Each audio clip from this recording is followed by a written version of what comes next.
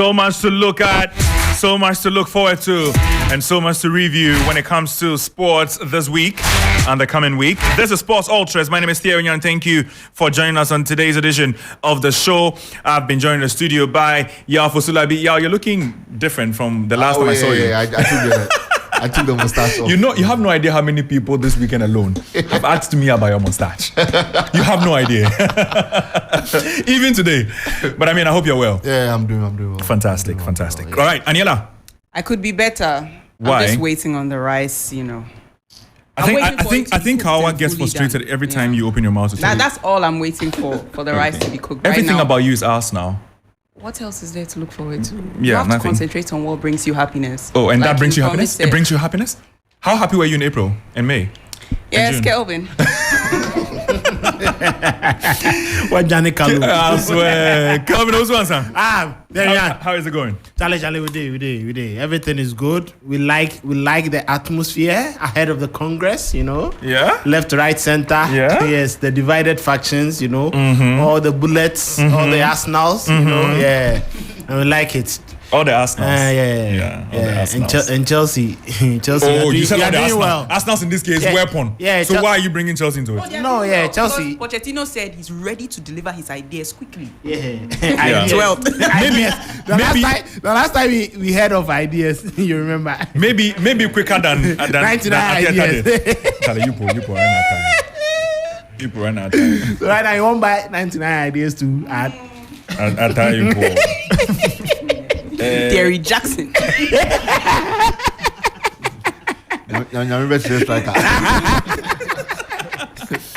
Oreku is also here with us. Oreku, how are you doing? I'm good.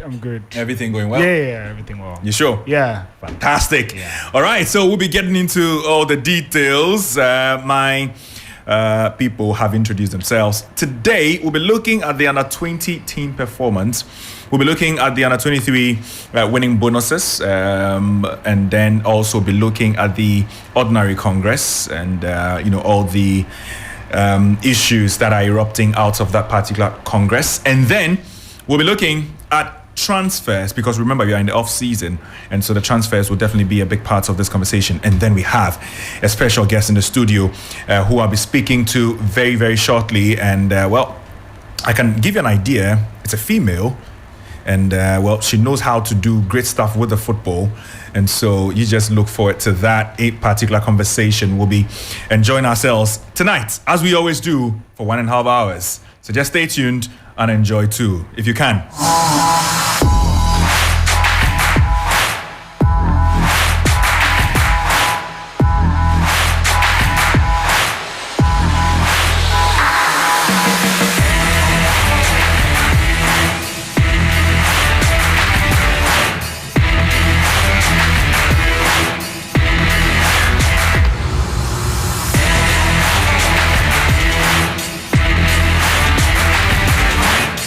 I think that when it comes to the under-20, we can wrap that up in just a few minutes because Ghana were held, by Niger in the opener of the 2023 WAFU B under-20 Cup of Nations tournament. They're under the black satellites. They actually were in the game against Niger in the Group A encounter, and the game's actually happening in Cote d'Ivoire. And so, in case you do not know, but let me just ask a couple of my guys here in the studio if they followed and what they can, say about that game. Who would go first? I'm just. Terry, let me begin. And I think it's still a bit disappointing. In the last couple of months, we've seen our national teams fall to relatively, easier sides. Yeah. We are supposed to beat on paper, and it clearly gives us an indication of how low we have sunk as a football nation. And at 20 shouldn't be a level where we would be struggling to beat a side like Niger. Yeah. And it clearly tells us what we are lacking. And for me, I don't know. There are times we assign teams or we assign roles to people who are not really identifiable with unearthing talents. And you ask me, is Samuel Boadu your best person to handle your under 20. That serves as a link between your senior national team and that is the youth levels. I don't think he's the best person to even give your team to fairly. Samuel Boadu. At the Yes. time of the appointment, would you have said this? Yes, I've always said that he's not. And if anybody who knows Samuel Wood really well and what he does is he is always looking at performance and not potential. So he That doesn't is have not- the time for the youth. Exactly.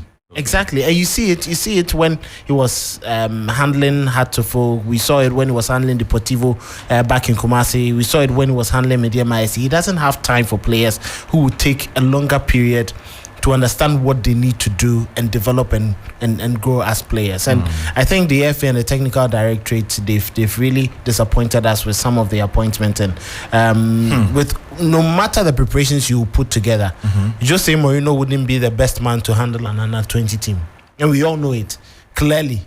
No association at any point anywhere in the world will give Jose Mourinho an under 20 team or a U team to handle. Likewise, Carlo Ancelotti. No team would give Carlo Ancelotti an under 20 team to handle. And it clearly speaks volumes of how misplaced our priorities have been. So, for me, I wasn't surprised that we had to set off a 1-0 draw against Niger. Hopefully, we are playing our next game tomorrow, right? I think Burkina Faso. Yeah, Burkina Faso. And then we just hope something good comes out of it. Burkina Faso, who beats Ivory Coast who are the 1-0. host country. Let me shift so I can see Oriku's face. So you see, me, these things, they don't surprise me, because when you get details on what happens behind the scenes, you don't expect the best from them. My question is, where is Ghana football really going? What's the point of this under 20 team? Because if I tell you about how this team was assembled, you'll be marveled. Tell us. Some weeks ago, I think after when the team went for the that tournament, that I think after they went to Saudi Arabia, the one that they won, there was this UEFA developmental. Oh yeah. That I think we played under 17. Everybody was playing under 16. Yeah, everyone thought, oh, okay, this team, since they cannot, form part of under 16 or under 17 because they'll be older by the time our next tournament comes, this would be a good opportunity to have some continuity into our under 20. There was no Benjamin Chivano.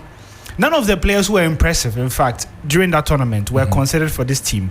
Instead, what we saw with this under 20 setup is that the GFA actually organized justifiers a couple of months ago. Justifiers.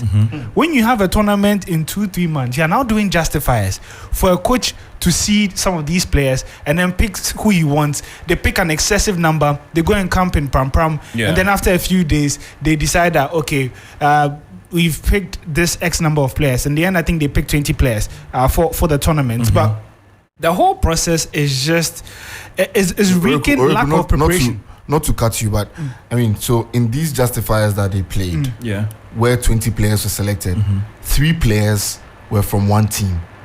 How is that?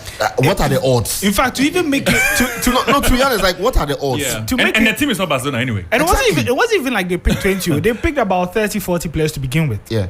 So that means that there could have even been more. I mean, I don't have access to the full list. Yeah. But what really? But the thing is, the final list has 3 players from one team. But what's the process? Maybe they are good. What really is the process? But I see, nobody's hating here. But like Kawa said, what are the odds? And you see, the thing is that we watch these players in the league. If they were that good or that extraordinary, we would have heard of their names. Is it like the dream team that I saw? Oh yeah, Dream and then their subsidiary, Still Believe. Yeah. They are Envision. Yeah. They always have participants in the national team. And you see, I don't have any problem with that. But in the just under 22 AFCON that we saw one player, Simba, who was not part of the setup in qualification. He was not part of the setup in our first friendly game. Second friendly, everyone, he's changed the whole team and the team B came. He wasn't part of the best 3 players in that game that we played against Al Ahly. All of a sudden, Simba starts the first game. And then Simba comes into the team. He's so bad that everyone keeps on talking, who is Simba?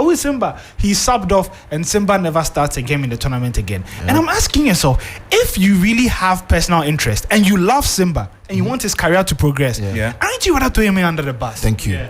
Disgracing the Lion King. You look at you look at someone like If it was me who said that, Terry, you would have interrupted and said the show should come to an end. But because it's Yao.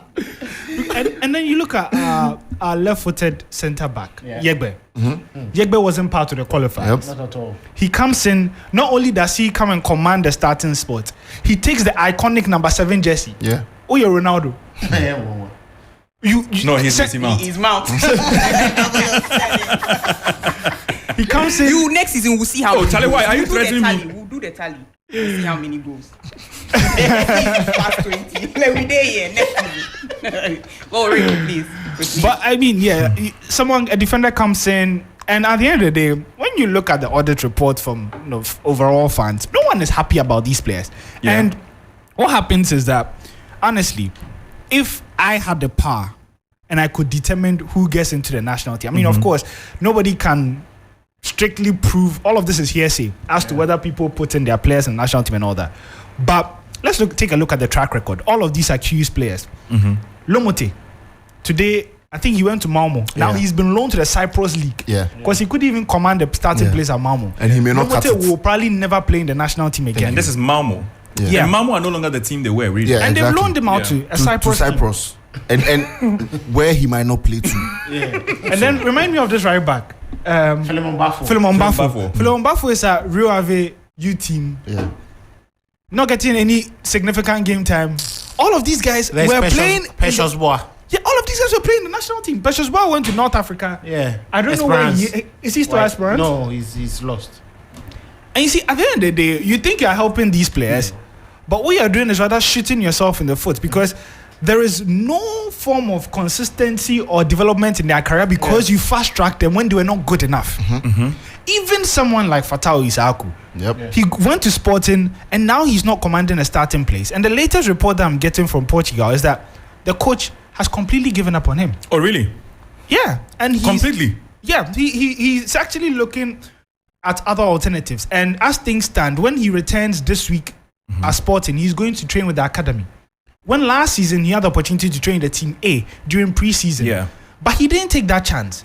I don't know what went on between him and the coach, but the coach just doesn't want to see him in the team. You think it's personal? Maybe it's because the levels, The development is rushed. The thing So is, they feel they are iconic figures. I'm and they always- should command starting berth in where they are. No, that's the national team. They only have that. They only seem to have that power. No, in the but country. theory, that is why you it give it to starts. them that early over here, Yeah. they Yeah. feel Yeah. feel that Exactly. way. You understand? And that was how Matthew Guendouzi, with all his brilliance at Arsenal, Fatau was curtailed at the Fatau French would national think that team. Ask yourself why. Fatau would think that he can rub shoulders with the starters in Sporting. Theory, I am telling you, that is it. This is how these players think. That because we elevate them at a very early stage, they get there and they think they've reached. I am telling you one secret about Emmanuel Bentel. What is the right time to elevate a player? There should be the thing is, a process. The thing is, every player has when they are ready, and the proper coaches can tell. Yes. Alex Ferguson told Jesse Lingard that he will be ready at 23. Okay. At 23, Van Gaal was there, and Jesse Lingard was ready. He burnt out after a few years because the quality wasn't really up there and the consistency wasn't there. Okay. But he was ready at 23. Mason Greenwood was ready at 19. And that was why he was playing games. Don't be surprised. and all Yeah, of that. examples are all United. Yeah, no, exactly. I mean, Saka, someone like Saka. Bukayo Saka, Mason Mount, they all came in early on, as youngsters. Okay. But some players do not get ready as you would want it. It's the reason why Drogba started making a name for himself at 26. Yeah. That's how it happened. Yes. But the thing is, as a coach, you just need to find out at what point do I need to push this player into... But you can't always get it right. Let me tell you something. No, the thing You is, can't always get you it can't right. you can't get it right. But the number of times we are getting it wrong, It's it's questionable. No, but I think for someone like Fatah, a specific case, it is just evidence of our level of football education in this country.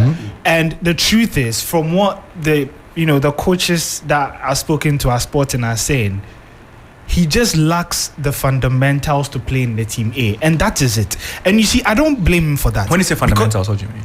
Something, for European footballers or European coaches, the least they expect is, before you get a ball, you should have an idea of what you want to do with the ball. Yeah. You should have an idea of your space, your surroundings, your touch. So you know what to do your very quickly pass. when you get the ball. Decision making is so crucial at this level because you cannot get the ball and now start to think of what you want to do. Yeah. But that's what most of our players do here. And I don't blame him because he grew up playing for Steadfast. Even the Steadfast crowd, they had to, at a point, he was sort of weighing off. And the football that he was playing was for fun. He was perhaps maybe too notorious off the pitch. And his career looked like it was going astray. And then, I think, what's the minister's name, the minority leader? Haruna Idrisu. Yes, Haruna Idrisu came in and then he sort of saved the kid and given up an opportunity at Steadfast. But really, in Steadfast, what did he learn? Because if your talent is just 20% above everyone's own, you look like you're the best player there. Yeah. But the coach at Steadfast probably doesn't have a UEFA B license or anything close to that. That was Gago. Yeah, so his education will probably not be close to what these European players are getting. And these guys started, bear in mind, around 6, 7, 8. Look at what Real Madrid under 10 were playing. Yeah, I think you saw that video. Yeah, I saw that That's the level of quality in Europe. For players like Kudus, Kamaldeen, at least they got exposed early. To Denmark, Norgeland, and they play a couple of seasons there. So when they came into the limelight in Ajax, their fundamentals were okay. And that's why they can survive and be in this amount of hype and be okay. For someone like Fatau, he needs to learn that. He didn't get Norgeland. So this academy is something that he was supposed to embrace and take it in. And if I were him, I wouldn't be, feeling shy. I'm still young. Yeah, exactly. You're 18. Yeah. You're in a good environment, one of the best academies in Europe. You've seen a number of players move from Sporting Academy into top European clubs. So he's at the right place. Yeah. How many years did it take for Fabinho to blossom? Yeah. He went to Real Madrid. He wasn't cut. He had to go back and learn and come back. And even at Madrid, he couldn't survive. He had to come to Liverpool. And let's identify the time at which he was ready. And that is why I'm saying there's a lot of difficulty in assigning roles here. And we are unjust. If you have a scout will look at the potential of a player. And that is why most scouts and development coaches are given these youth team levels to coach. If it was someone like Coach Kwesi Afrani the late, I'm not sure Fatau Issahaku would have even kicked the ball. Remember the position Sule? I am telling you, he might have been probably used as a left back. Ask yourself where he's been tried. Yes, ask yourself where Sule Muntari started playing. Lai Kensen was a midfielder. Derek Boateng was a CAM. I think when he was younger. Essien was a centre back. Essien was a centre back. John Pencil was a forward, but he was brought back to play as a right back after all the coaches realized, no, this is a guy who is well fit at right back because it takes some level of minute for him to advance and make his decision. Is it not also time, guys, that we begin going back to how we used to scout for the young players? And that is why at the time, you would spend time in villages looking for they would do all that, but it's a mere formality at the end of the day. All those players will be scrapped. Nowadays, the national team they coaches, don't do it. Yeah, they don't do because that. even under they go to the national team, the national stadiums, and do for a some reason, the justifier? GFA bring a pool of players at the national stadium. These coaches sit in the stands. And look out for what they would say a special talent. But all the big boys we've groomed in this country or developed in this country came from the villages. Where was Sajima Medu discovered? Where was John Pinto discovered? Exactly. Where was Harrison Afo discovered? All these guys were not your typical academy players. But the thing is, you see, the scary thought about that is that we can actually do that. Exactly. But these players will not make the national team. They will not make the youth teams and represent Ghana. And that's where we are at the moment. Why? We've done this to ourselves. Look at our administration. Exactly. So it's hard. It's just for me. I do understand what success means, because if I was the GFA president, I would want to do the best thing possible. I think it's too late to ensure success. Because you see, if I'm to talk about success and all that, Keto Kreku is going to be addressing Ghana football fraternity tomorrow at the Congress. A lot of things have been laid down in a document released by the GFA. It gives an indication the things that he will be talking about. To him, maybe success could be the floodlights and the fact that he says in the next season, GPL will be played Monday nights and Friday nights. Okay. That to him represents success. In a way, yes, it is. Because we're looking to fill the stadiums. Now, the reason why you play night football, let's not kid ourselves. It's not for the beauty of it. It is because you want people in the stadiums. In Ghana, will we be able to do it? Now he says it will be funded by the FA. Remember in the previous editions when it's happened, it's funded by the broadcasters and the clubs, the host clubs. He says now it'll be solely funded by the FA, which is good. It's a good step. But then again, success is, as an FA president is not measured by that. Exactly.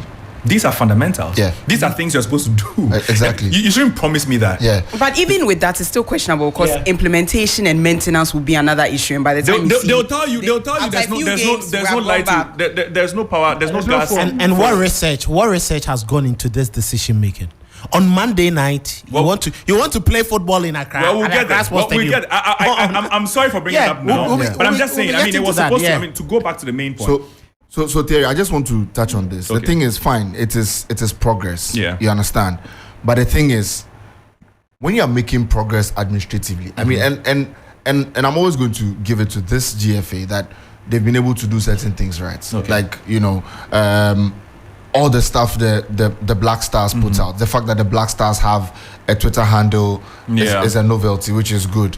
The fact that Chris Hutton, I mean, the coaches of the Black Stars do interviews, which is easily accessible for journalists, is good. Yeah. The branding is fine. You remember the photo shoot we did before 2019 AFCON? Yeah. Where they covered themselves with the flags. Yeah. Now it is better. Now they are doing. I mean, when they were going to Qatar, they wore really nice batakaris and all of that. Yeah. But all of those things are good. It is progress administratively, but it doesn't mean that where we were before. So it's like administration and then the actual football. And then the actual football, we were here 80%, and administration-wise, we were 30%. Now, if we are 60% at administration-wise, we are 10% at the football. Yeah. Basically, what you're saying is all that the current administration are doing is trying to fulfill their objectives with the aesthetics of football. Exactly. Which is not the football. Exactly, because the actual football, we are not doing well. Yeah. The actual football, we are not doing well at any level. Yeah, from 2019 up until now. Yeah. I think the only thing that can be trumpeted a lot is the under 20 AFCON win, which Fatah Zito won, and then maybe the Benjamin Chivanyo one. Yes, and then the waffle for the Black. But besides that, everybody else is failing. And you see, even when the Black Stars play against, I mean, before tournaments or before games, when they play against the local clubs or whatever they decide to play, the friendlies, they win. Local champions, right? Yeah. Moment they get on the international scene, they falter. Regardless of position. Yes. Whether it's Comoros or it's Portugal. Yes. and when our local clubs go into Africa, the African competitions, they fail miserably. We can look what we can do. I think that maybe tomorrow we can do a slide of Black Stars games in this administration and strike an average of what percentage of wins we've gotten, and that will give you a sense of how poor we've been. No, it's true. Yeah. And how many goals we scored. No, exactly, and that's going to give you that's going to give you how poor, because look, in CK's time, Mali gave us 3-1. If we start counting the goals up until now, bro, it will be terrible. And I'm telling you, the win percentage will be about 30%, which is very poor. Very, considering very poor. We've had 4 coaches. Yeah. But I mean, just to come back to the Black Satellites, that probably sprung up all this discussion that went all the way to the. We'll move to another one. That's another 23. We'll I think the processes are wrong, because you see, the thing is, if there's no continuity in your national team, you don't benefit from youth football. For me, I don't think, honestly, I wouldn't hold any country to ransom if you perform poorly at youth level, but you are given the platform to your best players to develop. Okay. So you have a problem with the players that are represented? Yep. If you tell me these are the best players Ghana has at this level, then I'm worried. Yeah. Because they're against Niger, our goalkeeper won man of the match. Do you know what that means? Is there another pool somewhere? There has to be. If there isn't, then we're not football. There has to be. There is. There has to be somewhere. So the quality is too low. So we all agree that it is not just we didn't get this crop of players, or let me rephrase it. It's not like we have a problem with the satellites because this is all we have and there's a quality Ghana can produce. You think there's better out there? But there is better, but you see, we are just not. The point scouting is that, good enough. Terry, the point is that you have a coach that you say you only give him per diem and win bonus. So after this under 20 satellites, will Boadu waste his time and go around Ghana looking for talent? No, because he's not going to be paid. But he will get per diem. No, the per diem will only. You see, the thing is that if we want to take youth football, you have to invest consistently. These guys have to be paid monthly and be given targets, KPIs. Do we also something have around the do we- country? on the remember Afro remember points, remember how that's remember say how that he Oreku wasn't started good his on the submission day. earlier. Yeah. Afro. Oreku mentioned that Goalkeeper. it's also got to do with the coaching. Yeah. And, oh no, you actually started that Yeah. conversation Oh, yeah. and said that the coaching was a problem. Yeah. Doesn't mean and again we have several instances of top coaches Yeah. that have guided our youth Exactly. teams Yeah. to success, Yeah. different levels of success. Yeah. Doesn't mean it's not just about the playing body, but also the GFA need to invest in quality education for our coaches. Exactly. If the best, I mean, again, Well, to be fair, they've started made, that. Well, you they made- started that actually. you made a very they good have. point that Samuel Boadu is not cut for age limit teams. Yes. What it means is that you need someone who understands kids. Yeah. Exactly. Same way you can't just throw just anybody to deal with women. Yeah. Yes. The female teams. Yeah. Because you need someone who understands women. Yeah. Because then again, That is why Basigi does it effortlessly. because then Yeah. again, And the Bashir Hefo side failed. gig- Yes. and Bashir Hefo- Yes. That's the truth. understanding how women operate is completely different. Yeah. Because I mean, there are different things you need to factor when you are dealing with a bunch of women in the same space for Yeah. a period. Yeah. And the same goes to kids. Yeah. So if you are seeing an under 20 player, a player, if you see all under 20 players, you know that there's a way you motivate them. It's not the same way you motivate a Black Star Not player. at all. Yeah. The same way you would teach to play football is different from the Black Star player because he understands football to a certain level. Yeah. This person needs to understand the basics. Doesn't mean our coaching is also not enough. I'm not talking about the coaches we have. I'm talking about education for the For coaches. the education for the coaches. Because then again, I mean, it will take a long while for us to get to the point where we're able to develop coaches who understand kids. Theory, the coaching is being done, the coaching education is being done, but it's being done in a vacuum. Where are they implementing it? Where are the national academies? How many times do they meet at Pram Pram? It's only 2 weeks before a tournament, 3 weeks before a tournament. How then do you impart that coaching education But it's as a coach? but it's a national team. It's a national you team. don't expect them to come the entire year. But these are young kids. Generation Yeah, these foot. are- yeah. Yeah. Generation Foot, the Damba Academy in Yeah. Senegal, they Yeah. grouped for a very long period. Look at the Malians. Look at the Guineans. Even recently at the under 23. Under 23, yeah. Look at how they were playing. How did Gambia shape their football? We all know that Gambia is one of the best developing. The blueprint is there from FIFA. All you need to do is a national association. You just tweak a few things in it and you implement it. As simple as that. FIFA has already given the document to every member association, or is there. All you need to do is to change a few things and then you are good to go. If you look at Belgium's progressional plan and that from France, very, very little. But you're talking about little advanced countries who have resources to take care of. I am But telling you, Ghana- but That's exactly my issue with some of these comparisons because we shouldn't delude I just ourselves. spoke about Mali. that we have the same Yeah. standard. I just spoke No, about we spoke Mali. about Mali. So you can do your own, your bit. understand? Theory. Senegal. The Winneba, Yeah. the Winneba Sports College. Yeah. Is it existing? A whole I mean, full- as a whole facility, full- Yes. as a facility, yeah. A whole full- Yes. But as a practical, We always pride Whatever. ourselves with the soccer center of excellence. But go there and do you expect your under 17s, under 15 to thrive in that environment? No, they can't.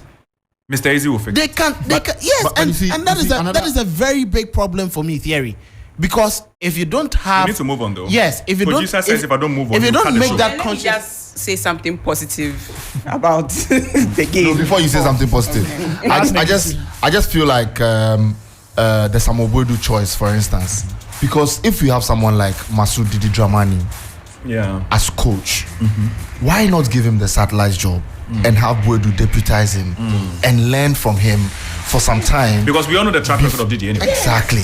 If Didi, why is Didi at the Black Stars? Yeah.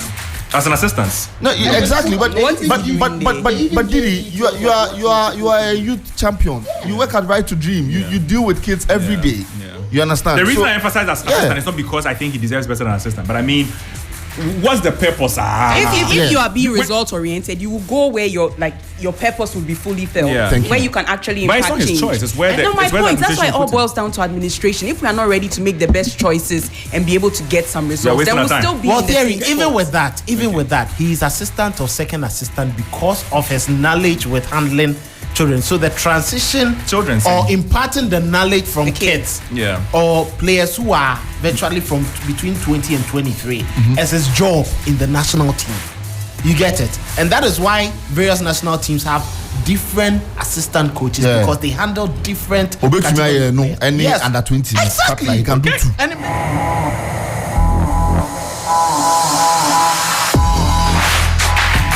Aniela, you say?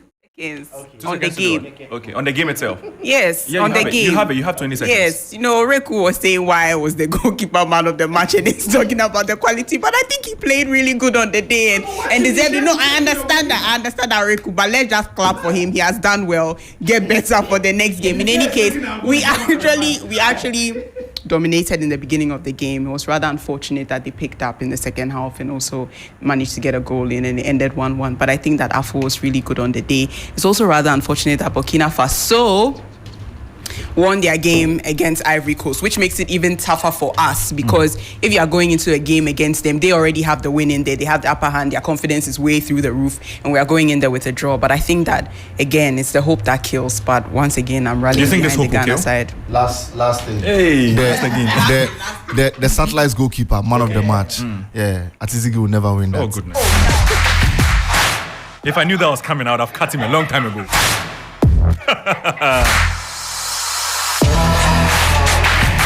Ziggy. Charlie. Hey, 7 goals in 3 games. This guy suffer after that. Charlie. The lad has broken the record. So I beg, leave my man alone.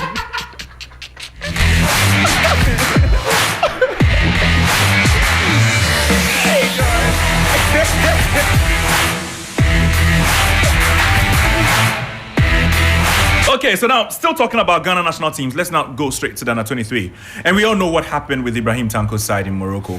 Eventually, it was a game against Guinea that undid everything they had planned and prepared for in Morocco.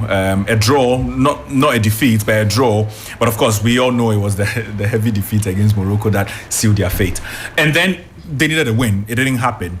But afterwards, it's been a lot of talk about the bonuses and how many times have these things come up. I remember in the Black Stars camp, I spoke to the FA president that was in Qatar for the World Cup, and he says one thing they have done so well and will continue to do is to deal with player bonuses. Nothing money will ever come out of the Black Stars camp again or any national team, because for him, he wants to make sure that he solves everything that's got to do with money. Well, it hasn't been solved. So that's progress, but they have to win. Yeah. Draw, but might as well have been a defeat. I mean, but we still allowed for talk around the finances around the team. Players calling for bonuses, staging a very subtle protest before the game against Guinea. There were lots of things that happened, and we need to get to the bottom of that matter and how exactly it's ending, and how we don't get to these places again. Because I think that most often than not, one of the things that they say, those running our football, what they say is that we think we know the football, but they know it better than us. They've said this to me a billion times. Keto Creek, when I'll mention his name, he says, you don't want the Black Stars to do well better than me. I'm the FA president. If any questions come, it's me. I will front it, not you. So you cannot tell me what to do. But I'm sorry, Mr. President. It's not about what you think you can do. It's about what we also see from where we sit. And you need to learn to take advice. From wherever position you sit, you need to learn to take feedback. Feedback is not criticism. I mean, I understand certain people will not talk well and speak to you well and analyze the issues well. It doesn't mean you can't bracket everybody and say every journalist is like that. We also sit where we sit and we know things that go wrong. And so it'll be great if you listen. The best leaders know what to listen to. Pick and choose what to listen to. Exactly. Not every advice is supposed to be good, right? But you can take certain things and know exactly what to do with them, as and when. And I think that's what this administration need to do, to step down from the high horse and sometimes listen. Because then again, if you want to deal with money, it can't be that every time, especially with youth teams, we shouldn't be hearing things about money from the youth teams. I think it's even wrong in the first place because they're not playing for the money. They are playing. I mean, we understand we are a poor country. So everything is money for us. But first and foremost, it's about development. It's about how the scouts notice you from wherever they were in the stands. That should be the ambition of every youth player, right? But it became about money. And the people fighting over the money, they know they won't make it. So they have to take they have to take this one. I like the analysis. Oh no, it's true. And that's the truth. And even with what he said, in as much as he wants the national team to win or the Black Stars to win more, if the Black Stars fail to win, That is the only thing. Or if the Black Stars win, that is the only joy I have, or the only benefit I'm going to get. If the Black Stars fail to win, he still gets his per diem, doesn't he? Yeah, he does. Yeah, money from my tax. Yeah, he enjoys. Yeah. So when we criticize or when we try to, explain things of how low our football is sinking, they should just understand and realize this is so clear. It is very clear that we are sinking. So they should just understand and then make things better. Other than that, we'll continue to stay on that particular tangent. How then do we go for a youth football tournament, which we know the players are not going to be used for the next competition, and then we still allow the players to go, all because of personal interest in making the players be there? Terry Ebe, we say Ghana Premier League, we have better centre backs who were better than him, but he was taken there, wasn't he? This guy from formerly at Tram Divisa Academy who came to play our last game and he was wearing that number 9 jersey. Cannot tell me that he has played better than the that guy from Bofakwatano who was playing in the last qualifier and was top of the goal scoring chart in the Division 1. No. For a player who is inactive, how then do you tell me that he should be there playing? Yeah. And we all saw the differences between our team and what we saw from the other side. Look at Ezalzuli. He's not even regarded at Barcelona. But look at how he took the team upon himself because and played. It's a different level. And I am telling you, our players are there. But they are not giving their best. And even when you look at our team, you look at someone like Isiam, and you just understand he knows what he's supposed to do. Okay. He didn't spend so much time with FC Bao, but we've identified his progression and we've seen how quality he is. But look at our other players, and they should just understand they shouldn't push players in there. And Oreko gave several examples, Lomote, Philemon Bafo and all that, at the detriment of other players who could have been playing at the national team and given us results. I think our personal interests have overridden what is essential. And if you continue to work in that space, we are going to lose more talent. And the best players who can represent us would always be out of the pool. And then Ghana is continuously going to suffer for this. Right now, if you look at the rankings and then you ask yourself, hey, Ghana Penny, we'll get to a point where we'll be playing qualifiers and then the likes of Comoros will be standing by. It doesn't make sense. It doesn't make any sense. And when you speak about it, people have issues with you that you're against the Football Association or you're against the current administration and you don't want them to progress. That is not so. I think we should do things better. We all knew Mubarak Wakasu. All of us here knew Mubarak Wakasu wasn't going to kick a ball at the African Nations Cup. Didn't we send him there? We sent him. But back in the day when we were doing well, Lai Kenson was going to suspend it for just 2 games and could have played in the 3rd game at the 2006 World Cup. What did we do to him? We told him that, gentlemen, stay back because we cannot afford to lose you for 2 games and you'll be sitting there without any use. What we did was we brought Otoado. Yes. From nowhere. And we're ruthless then. That's the thing. Yes, we were ruthless then. And Otoado showed us the quality he was made of and he contributed to winning our 2nd and our 3rd games to progress. Okay. Why are we not being ruthless? Why are we not going back to those times where we're making decisions that was affecting our football positively? Kelvin, thank you. Let's move on then, but still with that particular topic, because Zuberi Ibrahim, who was a forward or is a forward with the Black Meteors, explains, what happened with the bonuses. One thing I can tell you though, he confirmed everything we've been saying, that the protest happened after the Morocco game. National team money. We are not chasing for money. We are just asking about our bonus against Algeria that we play, I think 3 months now. That's what we talk about. We didn't talk about any different money again.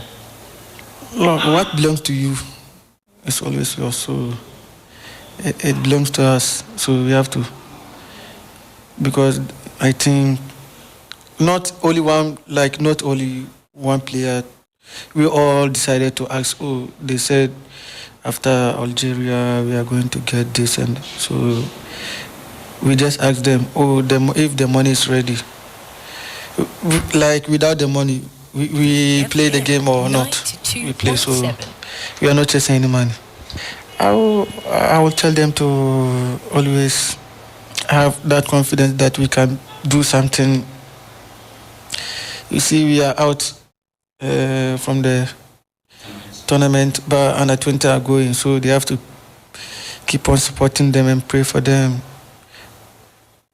Because I think last 2 or 3 years, nobody knows Ghana will take the African Cup. So we only need to pray for those who are going to play the WAFU now. So. Okay, so that was Zuberi. Played 14 minutes against Guinea, played 20 minutes against Morocco, didn't play at all in Ghana's first game. And so he's not exactly, your main starter, but very vocal when it comes to, he's a leader when it comes to hearing voices. And he says, he's explained it all. They're not chasing for the money, but it's money they're entitled. What is he saying? He says they're not rushing the GFA for the money, but money there, so they should pay. And he was explaining why they decided to do whatever they did and when they did it. My point is that you're here or you're there. There's nothing wrong with being either here or there, but don't try and be in the middle and play diplomatic. No, but he has to. He has to protect his space. Well, I mean, it's just surprising that if you know money is a motivator, and that's what pushes a lot of these young guys, especially when you consider their backgrounds. The thing is that we have to be realistic in our comparisons. That teams, someone like Germany can win a World Cup and dedicate all their prize winnings to some orphanage or to some social project. They don't mind. Ozil can afford to do that. These guys have earned a lot of money. Essien could have afforded to do that, but he didn't. But the thing with our players is that a lot of them are coming from backgrounds that they're now breaking through. Some of them are starting to now make financial leeway. And so the money is obviously important. And I'm a bit surprised because I thought, Frederick Champon, who is the chairman of the Black Meteors Management Committee, had cleared that up, that they had paid all the bonuses and all that. I don't know where exactly Sports Ultra is the truth now with contradictory reports coming. But I mean, what I can say, or what I'm not happy about, is the fact that when you get to a tournament 3Sports and you are there to represent Ghana, to threaten a boycott because you've not got the money, I think that's a bit extreme. Yeah. And I say this because, yes, I understand you need the money, but in that moment, you need to understand that you are representing the interest of a whole country. And you are privileged to be, no matter how you look at it, playing for your national team, any national team, is a privilege. Yeah. And so to have the opportunity to represent your country 3FM, at a point where they are desperate to qualify for the Olympics, they haven't done that in more than 20 years, and you choose to do this, it doesn't speak well of body language. And to see that performance after all of that, it makes things a bit shaky. Now you start to question their commitment for the national team. Are they really playing for the country, or they're playing for the money? Is it a case that they have some form of, or they believe there's some form of institutional memory when it comes to salaries and bonuses, that if they don't get the money there, they know they won't get when they come back to Ghana? It reminds me of what happened in 2014. Have we really moved on from that? But the major concern, and what should really be addressed, is that aside this money theory, we should be picking players who want to play for the national team. Okay. Who understands what it takes to play for the national team. Even when the bonuses delay. Yes, because at the end of the day, I think the money will come. Eventually it will come. Okay. But what I won't accept is for you to be in a pool party, playing music and dancing 12 hours after you've drawn with Guinea, and narrowly missed out on a tournament that Ghana hasn't been to in 20 years. Thierry, let me give you, this insight. If we beat Guinea and went to the semi-finals, your chances of reaching the Olympic Games have been amplified now. You can afford to lose the semi-final. You can even afford to lose the third place game. And when you finish fourth, you have a playoff against a nation team. Yeah. That is the number of chances you will get to play at the Olympics if you just get out of your group. And we still manage to fail. I don't think people get the magnitude of how huge this failure is. They didn't. No. And for me, when I was young, at age 12, 13, when I fail an exam, fail is not even 40%. 60%, 70%, you are outside top 10. Yeah. I go home and cry. Shark. And for the next 2-3 days, me that I love football, you don't see me playing football. I'm worried. I'm sad because I didn't make my parents happy. Yeah. And everyone is disappointed. It's not about mentality. And no, this is just my parents. No, it's true. This is just my parents. Because you come and meet somebody like me in the school who call you Pepelo. so why won't you learn? But if me, a 12-year-old child, can have the emotional, the emotional feel, be emotionally intelligent to recognize that in this moment I have failed myself and my family, and so I need some introspection.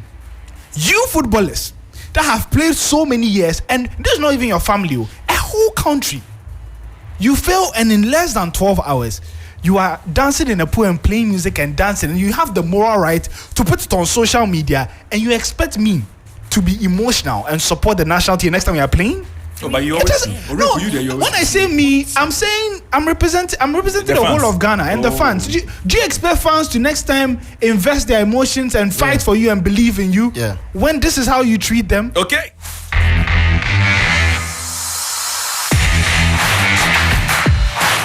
We have to move on. I'm not going by what Oriku said. And I think this should be a lesson to us. The culture of the national team. Okay. That is the reason why other countries, when they use certain players at the youth levels, they don't let them go back there. Ask yourself why Bukayo Saka is still less than 21, but he's not playing at the under 21 European Championships.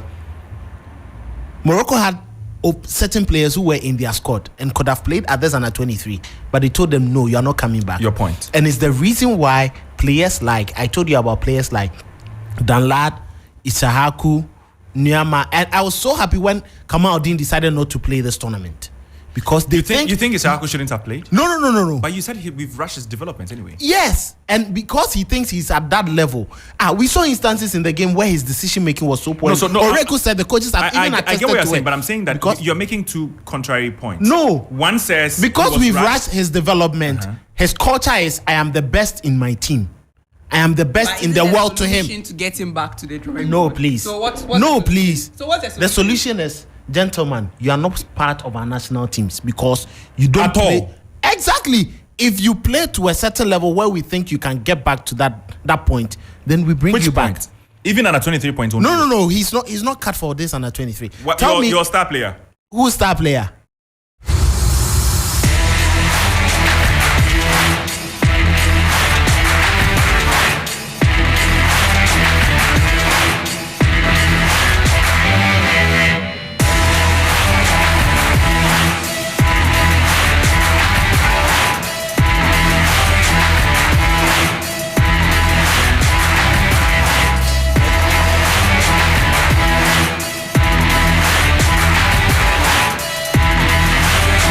All right. So now let's look at the ordinary congress that's coming up later tomorrow. And Ghana Football Fraternity will be meeting to discuss everything Ghana football.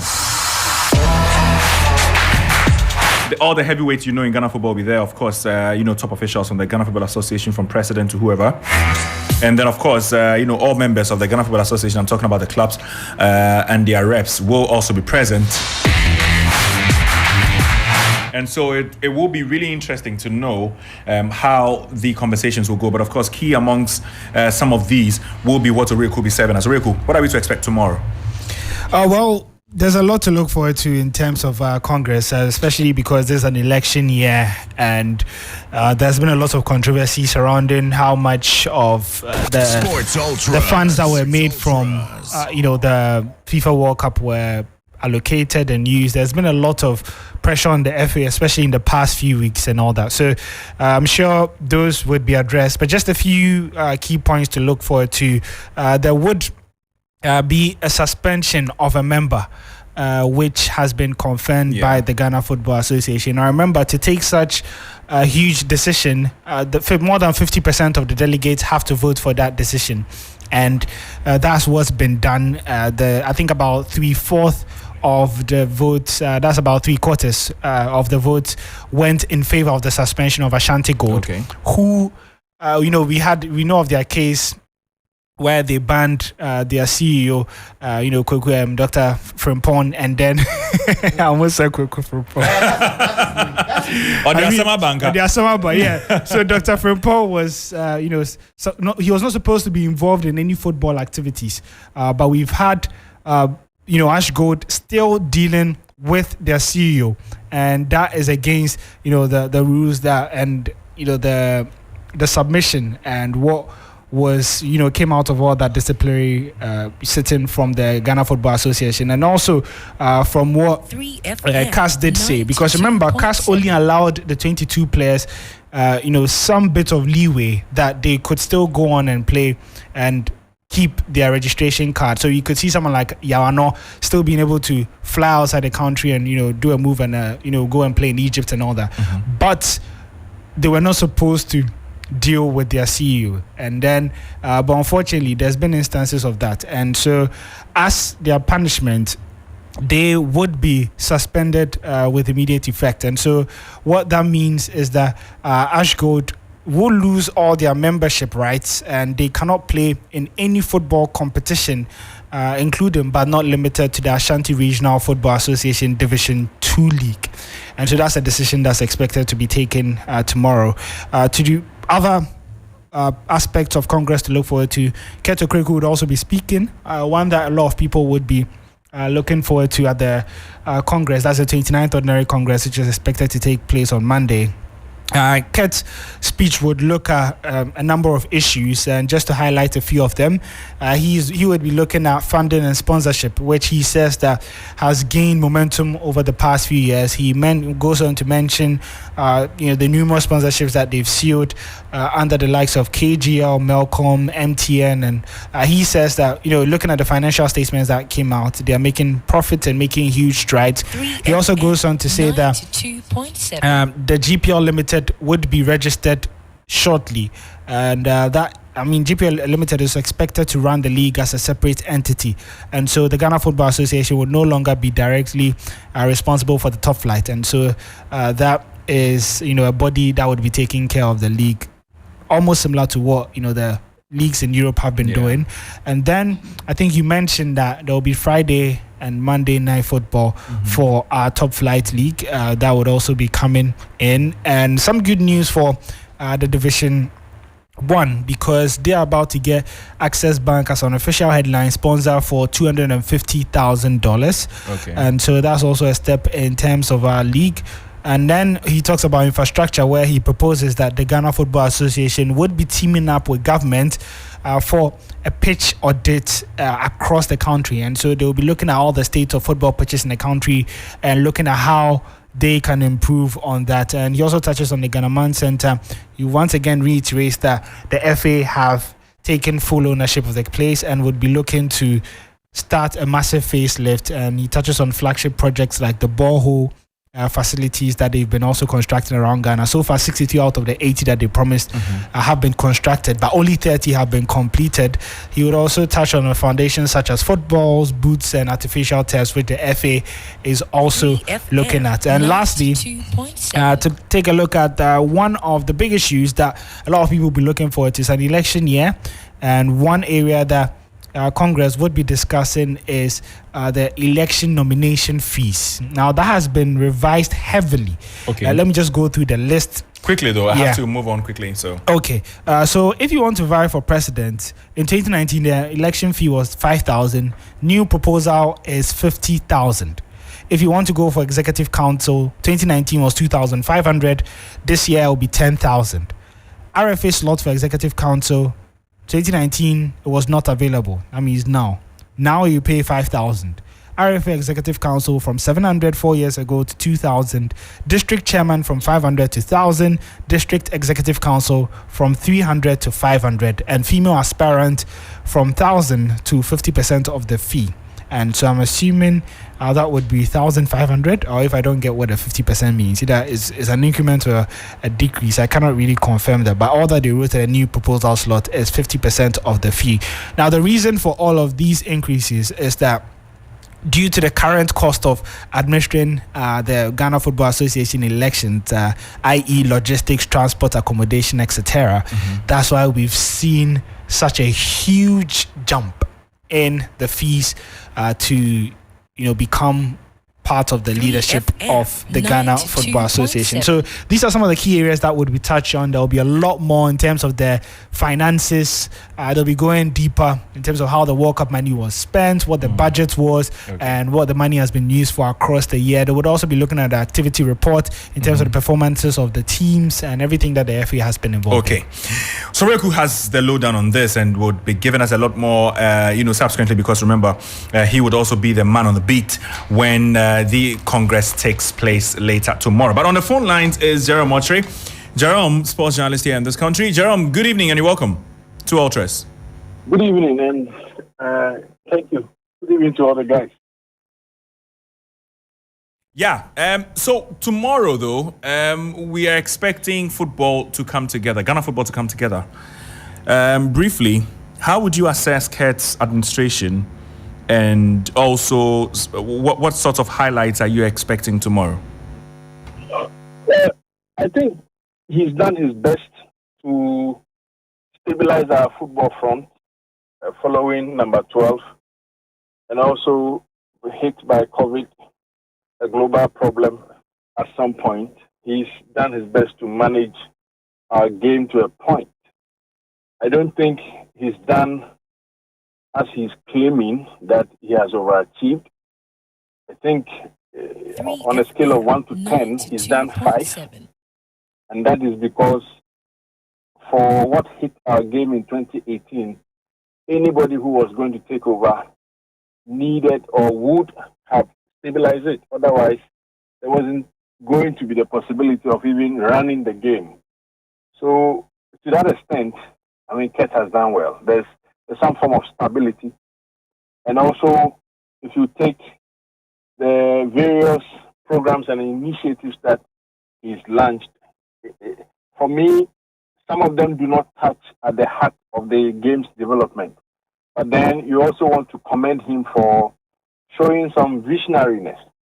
There's a point where you want to give him all the credit for something like the catch them young refereeing policy.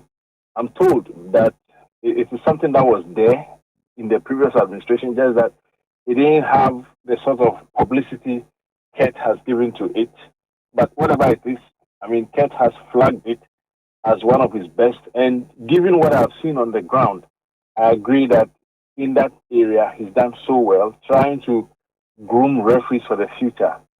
If you put that aside, I heard Riku mention, I don't know whether it was Riku or you, but there was a mention of boreholes.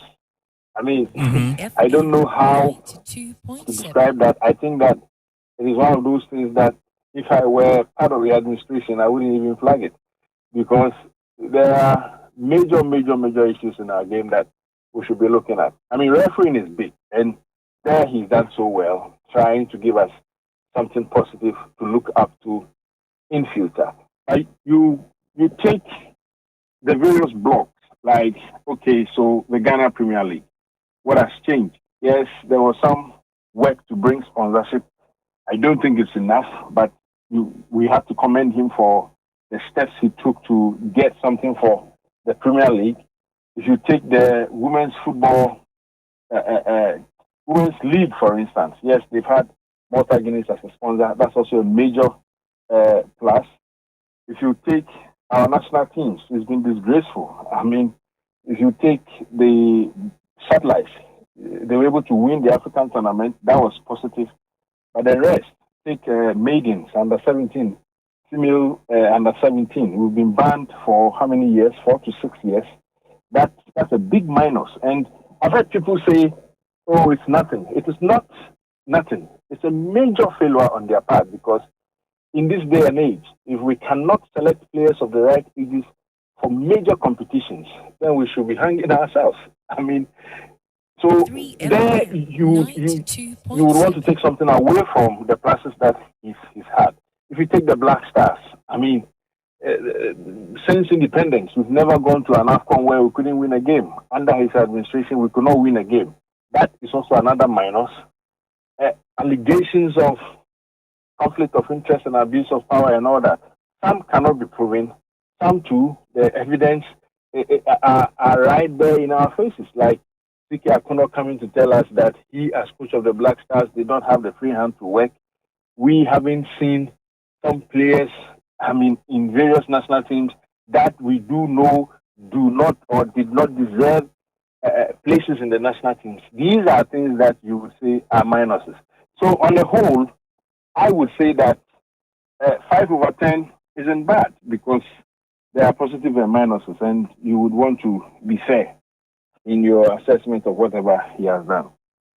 I think that's a rather long submission there. I wish I would, ask further questions, but Jerome, I would end here simply because we'd have to move on, and hopefully would speak to you after the Congress based on the observations that you make, from there. So thank you very much, Jerome. For You're welcome. By all means. So Jerome Ochre there, touching base on quite a number of the, issues with Ghana football, especially with the Congress that we are expecting later tomorrow. 3FM, nice.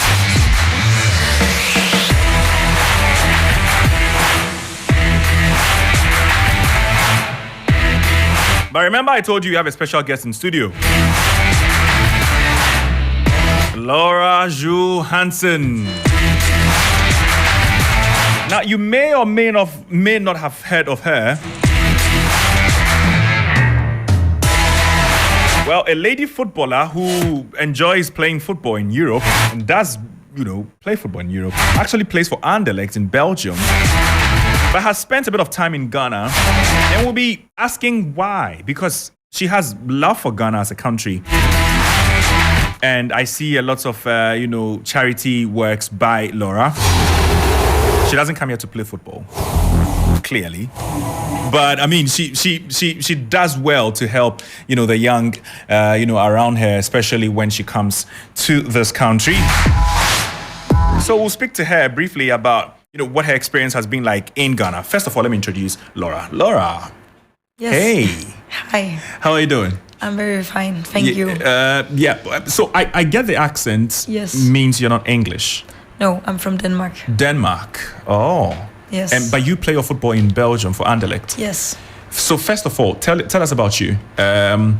Anderlecht, you play for the Anderlecht women's team. Yes, we just won the league actually. Oh, congratulations. Thank you. So what position do you play? What's your contribution to the team and all that before we move on to other things? Yes, so I play winger. Okay. And I'm a lot of offensive player. I like to score goal and make assist. Then I just enjoy playing. I just enjoy playing football. Yeah, me too. Oh, you want to be a part? Okay, so you contribute to every attack move. Yes. That Anderlecht would want to launch, and how has that been last season? I came this January, so actually I just have to come into the team and everything. But I got some play time, and I think I did very well when I played, so I was happy there. And also for the Danish women's team, Yes. Tell us about you and that team. Are you in it? Are you hoping to be part of it? Yes, my biggest goal is to come on the Danish national team. I was in the young national teams, so under 16 and under 19. So the next goal is, of course, to present Denmark. How old are you now?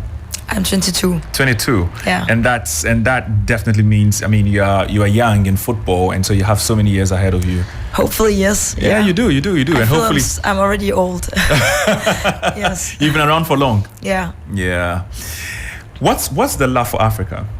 Oh, actually, I played for FC Nordsjælland in Denmark. Okay. So in 2019, I was visiting Right to Dream Academy with the club, and I just fall in love with Ghana for the first moment. And since that time, I knew I wanted to come back. I didn't know at that moment what I wanted to do when I came back, but I knew I wanted to do something for the kids there, and try to help out in the best way. And then I started the organization Sport Creates Memories. I was about to come to that actually. Yes. Yeah. So you mentioned that it's after you saw the kids. Yeah. What exactly do you do? Sports creates memories. What does the organization do? So in the beginning, it was about creating memories for every children, not only for children in Ghana and in Africa, but actually just children who didn't have the same opportunities. We also had some events for children affected by cancer in Denmark and other part of vulnerable children in Denmark. So I just wanted to give everyone the same options as I had, same opportunities as enjoying football and spending time with their friends, no matter where you are born or no matter what you can be born with. So that's why I started the organization. So Sport Creates Memories is now actually trying to create football clubs and leagues. So in the beginning, as I said, it was one-time events, but I thought about how I could actually make a difference.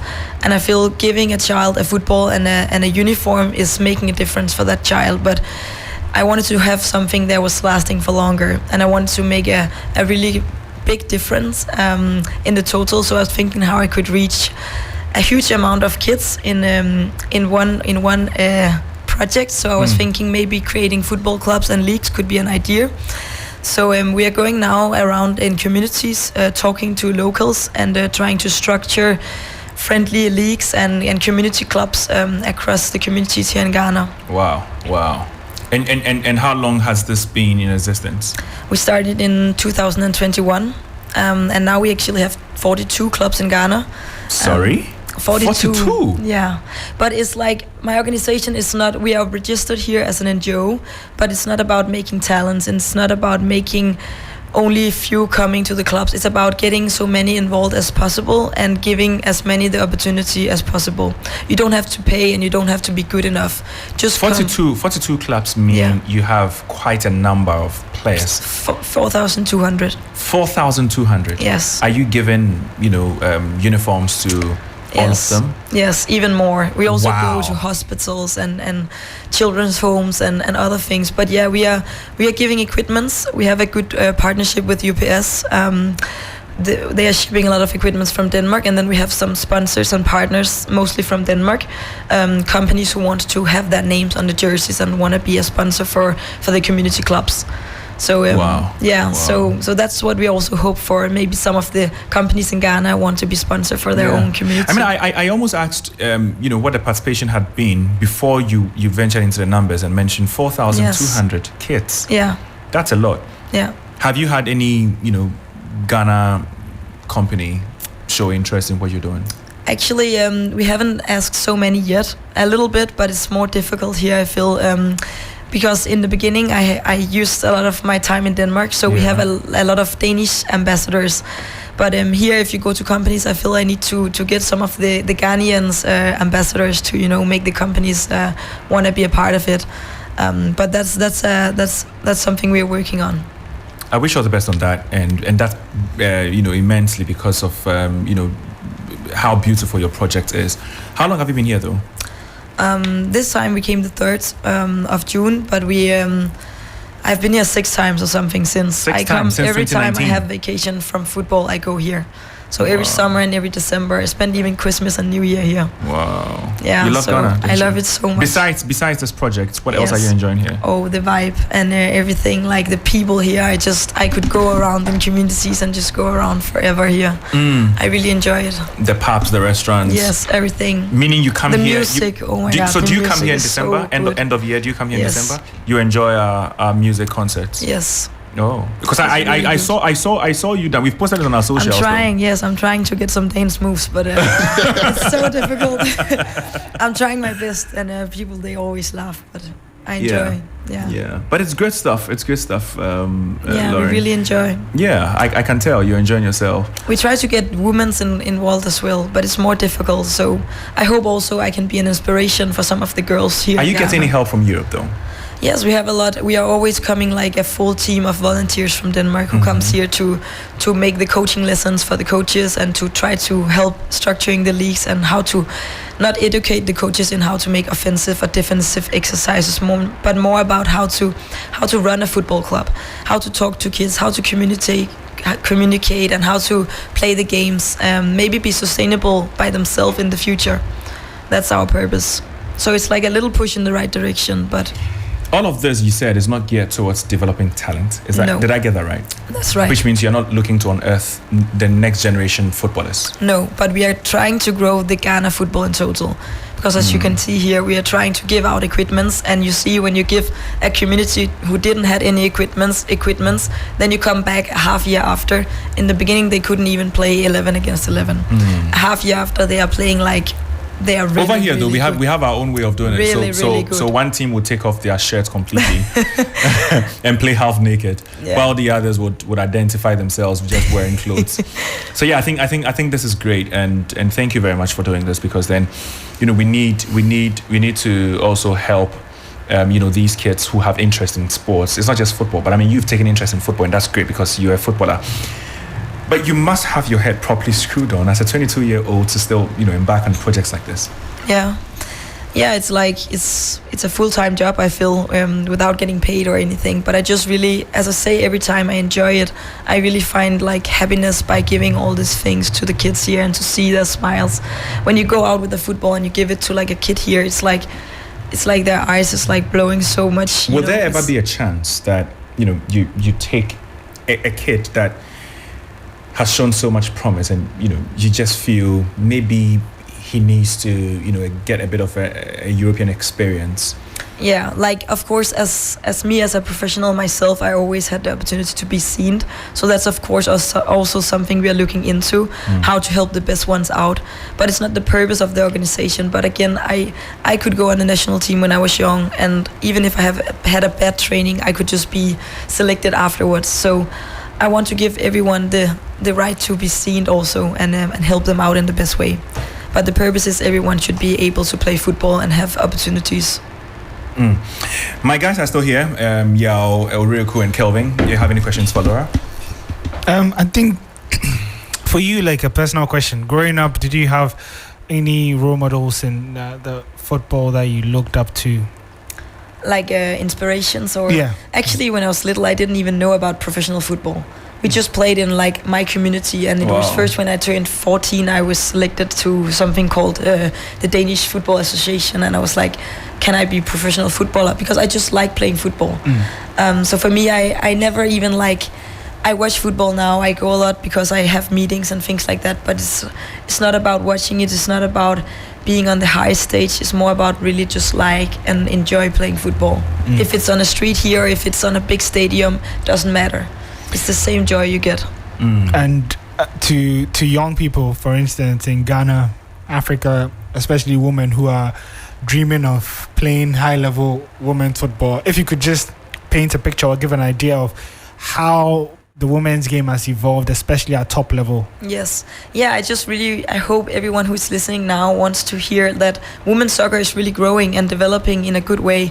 So to all parents who maybe don't want to send their kids to football, or girls to football, I feel they should do it, because it's after school things and it's not involved anything of the education. It's just something they can do to have fun, and even maybe there's a way of them to be professional also, because there's getting more money and more interesting from companies and investors in the women's soccer. So I feel it's going the good way. And the Women's World Cup is just a few weeks away. You are tipping Norway to pull Denmark. a shocker? Or Denmark rather. Sorry. Wait, I mean, if you look at the dynamics, obviously the favorites heading into the competition, you have England, you have USA. Do you see your country pulling an upset, or perhaps more of these established countries would end up winning it? I actually believe in my country, and I believe in the Danish national team, both on the men's side and the women's side, but especially on the women's side. I think we have a really good, talented team, and if everyone comes together and they do their best, I'm sure that they can make it. Okay, so that will be it then, Laura. Laura, it's been a pleasure having this conversation with you, to be honest. I've thoroughly enjoyed it and enjoyed your time here. I mean, from the moment I saw you dance, I said, okay, you're catching a kind of vibe. And those were very good Afrobeat moves. But I just need the passport, then I can fly it on the national team. Yeah. Before you get a passport, though, you need a local name. Yes. So what name would you want? Oh, I was born in Wednesday, so I think it's a queer or something. Yeah. You have your Ghanaian orientation really well done. Yeah, so Ikia Laura, Jew. I'm Kweku, by the way, so Wednesday born. Okay, goodness. But yeah, so Laura Jew, thank you very much for joining us. And hopefully we, do stuff together, especially, because you're doing such a beautiful project. That would be great. So we'll definitely, cover anything you want, especially because you're touching lives. And so we'll find a way to, trumpet what you're doing. And then maybe you get the help that you also need from the local, level as well. So thank you very much. Thank you so much. Medase.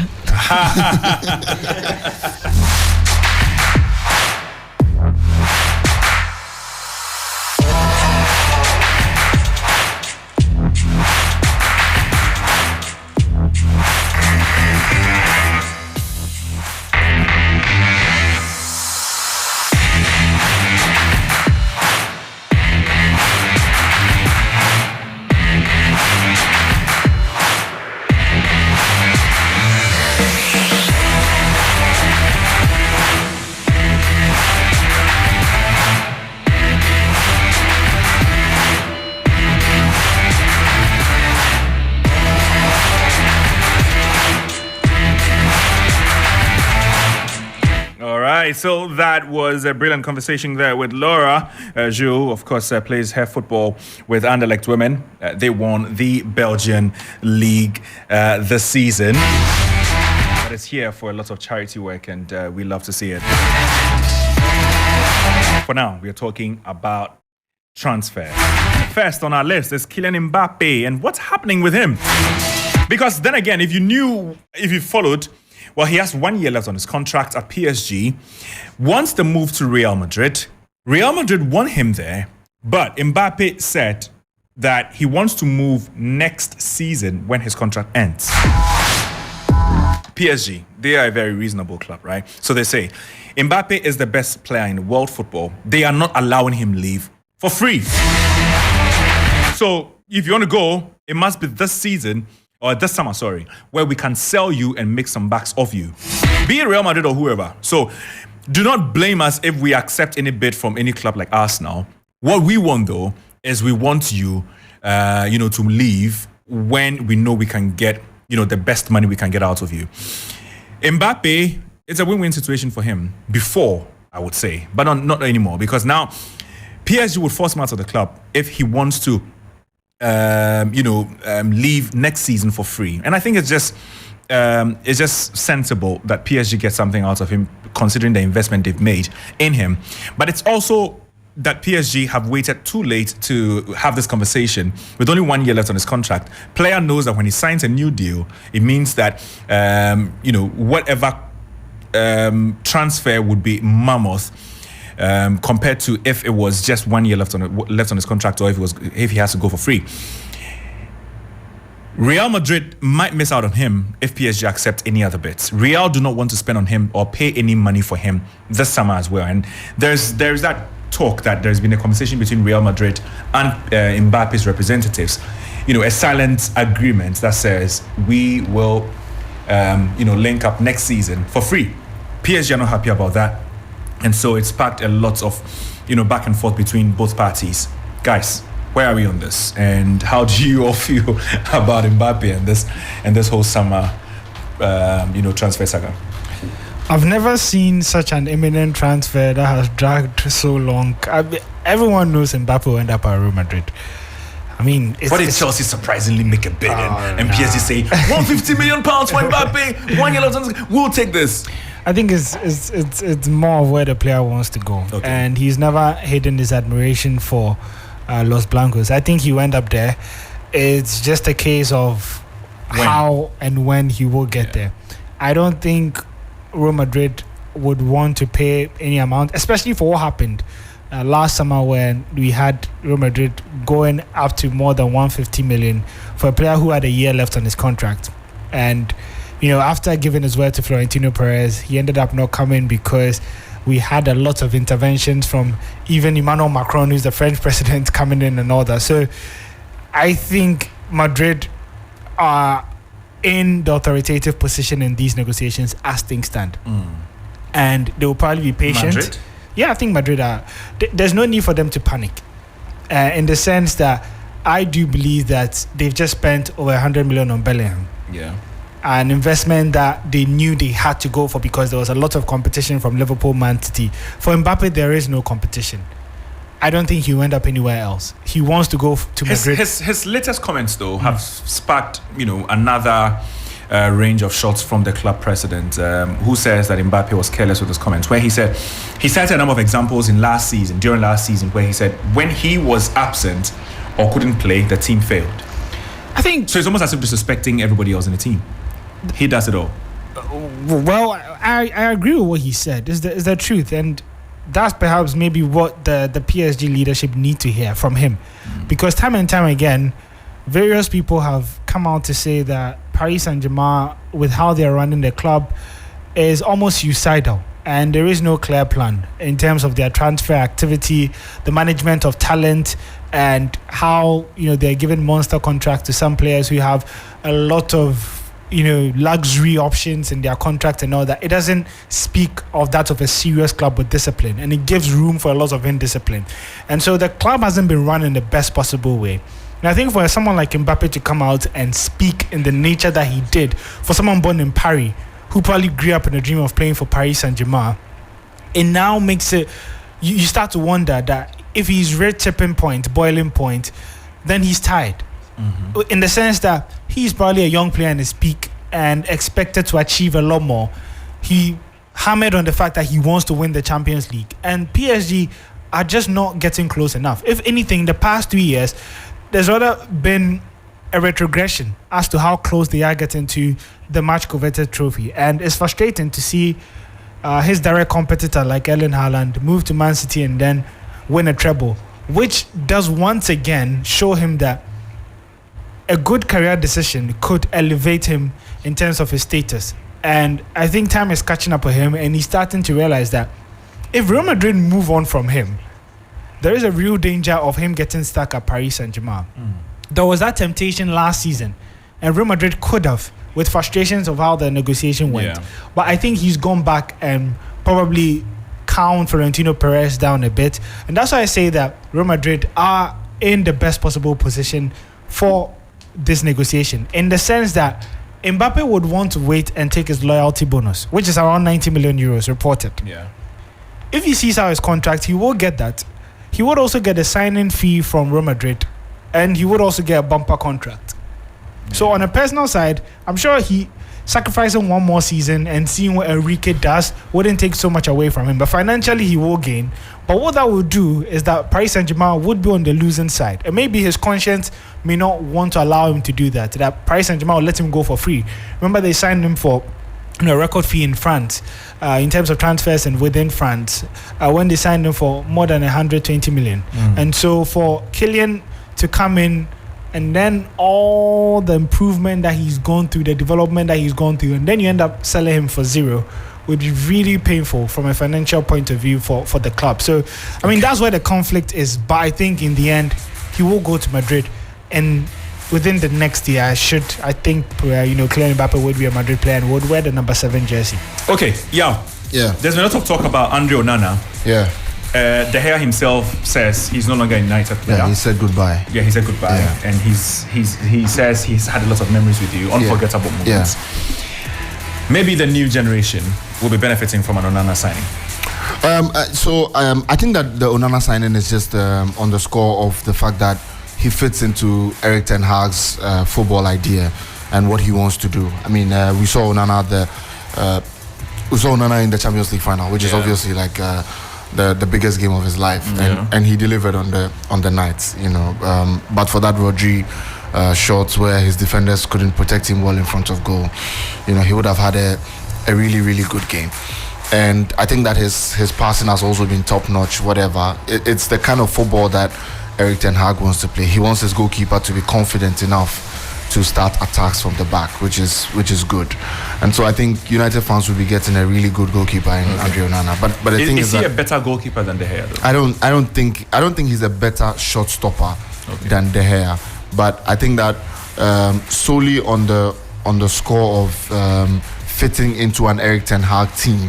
I think that that's just on that path. I mean, a lot of times, because of just how well Pep has done over the years, you kind of try to compare a bit of the things Pep has done.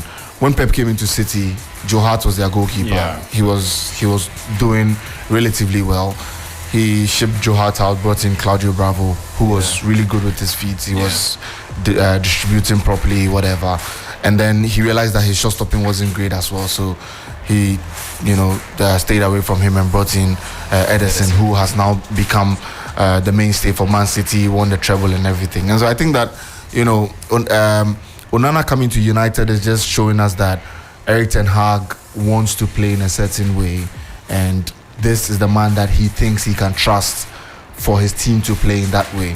And so the club has also assented to it, and it looks like it's going to be a done deal in the next few days. But I think that for David De Gea, spending 12 years at a club is hugely impressive. There was talk today about whether he goes down as a United legend or not. I think that the jury's out. The conversation should go on and on, but I think that De Gea has done really well for himself, done really well for Manchester United, and he deserves every bit of praise he gets. And now the team just has to move on from him, and then move into other territories where they can find someone that the coach will actually trust and would be think that he will be able to deliver. So that's just about it. Okay, so Andre Onana should sign for Man United in the next few days, and I'm very confident about this. Obviously, because if not, they wouldn't let De Gea leave. But then there is a talk about Arsenal signing Timber. And Timber in defense will be Bundia.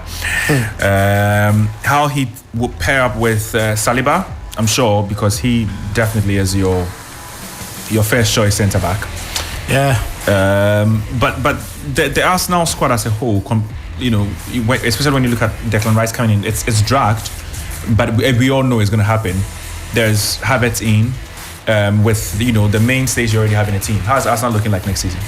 Well, I think Timber doesn't bring any significant progress or development or any change in Arsenal's team.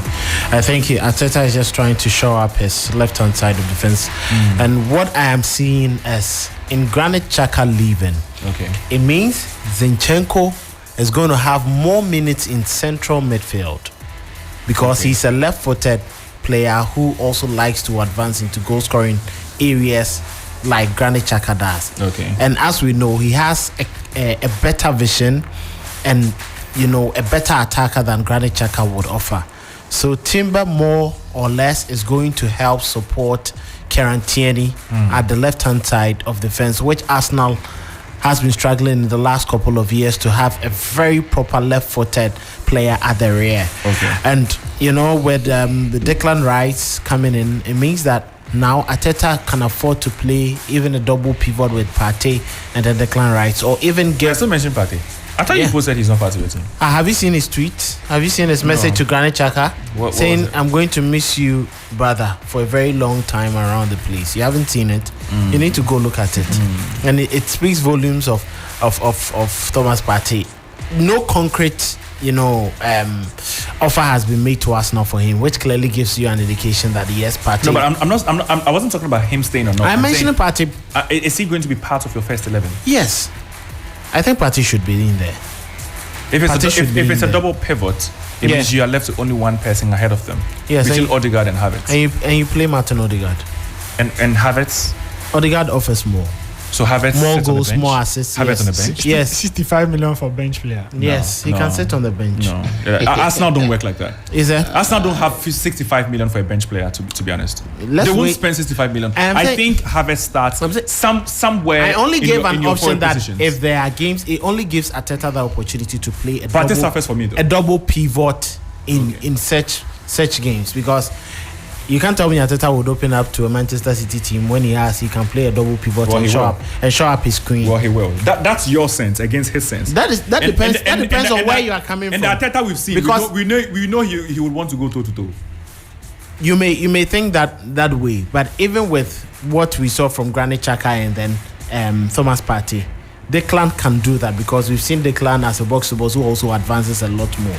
So it gives Arteta a lot more options, and Arsenal is not going to be as exceptional as we have seen in the last couple of years. But this is more important when you have very good players in your team, when you have a very good squad depth, then clearly you are able to select from your team in games that you think you need to vary the tactics. Okay. And I think this is more like the Arsenal team that we used to see performing at top levels in Europe. If you had Adebayo on the bench, if you had Van Persie on the bench who could come on for Thierry Henry, if you had Fredrik Ljungberg, Jose Antonio Reyes and fighting for one position, if you had players in midfield like Fabregas, Leb, Alexander Song, Gilberto Silva, Edu who were fighting for one position, it clearly tells you that you are gradually getting there. And I'm happy Arteta has these players to choose from, and it's an indication from management to him that, gentlemen, next season or in the upcoming season you have no excuse. Maybe you can challenge for the title. If you don't win it, fine, but there's no way you are dropping down the top 4 again.